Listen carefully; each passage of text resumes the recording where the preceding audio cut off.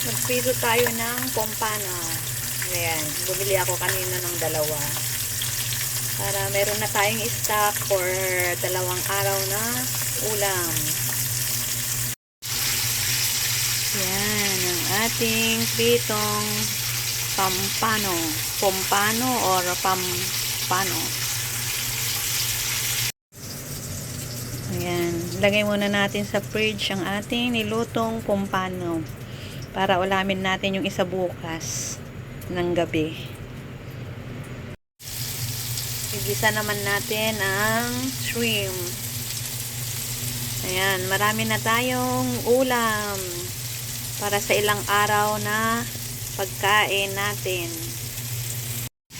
Ayan, bumili rin tayo ng bangus kanina. Pero ilagay natin sa freezer para sa next naman na ulam natin. Ayan. Maraming bangus dito at saka ang bili ko dito ay isang piraso ay $35.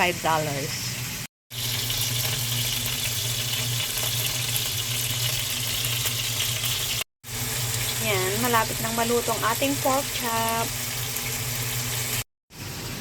May carrots din tayo. Nalagyan natin ng repolyo.